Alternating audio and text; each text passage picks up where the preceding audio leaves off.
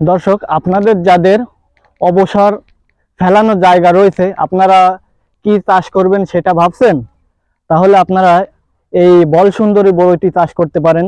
এই বড়ই থেকে আপনারা দ্বিগুণ লাভবান হবেন এবং একটি গাছে আপনারা দেখতে পাচ্ছেন অনেক অনেক বড়ই রয়েছে। একটি গাছ থেকে আপনারা নিম্ন পক্ষে 10 থেকে 20 কেজি বড়ই হারভেস্ট করতে পারবেন। বর্তমানে এই বড়ইটির বাজার মূল্য পাইকারি রেটে 180 টাকা। আর এই বড়ইটির চাহিদাটাও বাংলাদেশে অনেক অনেক বেশি। আপনারা দেখেন না, আপনারা নিজেরাই দেখেন, এই একটি গাছের একটি ডালেতেই প্রায় 3 থেকে 4 কেজি বড়ই হবে। আর এই বড়ইটি দেখতে পুরোটাই আপেলের মতো, কিন্তু যে জাতটা একটু ছোট, এই জন্য আর কি এই বড়ইটি আপনারা চাষ করতে পারবেন। এবং এই বড়ইয়ের রোগ, কীটনাশক সব দিক থেকে আপনারা স্যাক্রিফাইস হবেন। এবং এই বড়ইটি চাষ করতে গেলে আপনারা অল্প খরচেই ভালো একটি চাষ পাবেন আর কি।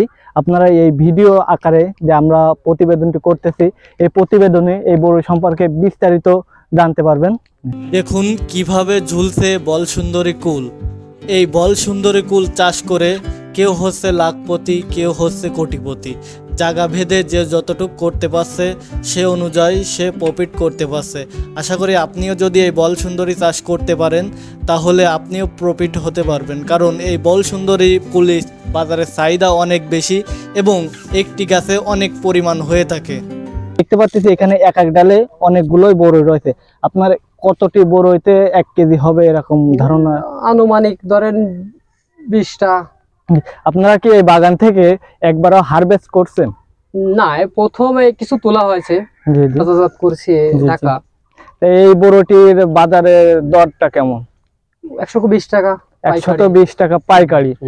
বল সুন্দরী কুল থেকে আমরা যদি একটি গাছ থেকে 50 কেজি বড়ই হারভেস্ট করতে পারি, তো দেখা যায় একটা গাছ থেকে আমরা 6000 টাকা ইনকাম করতে পারবো। তাহলে আপনি যদি 100টি গাছ লাগান তাহলে দেখুন কত টাকা এসে দাঁড়ায়।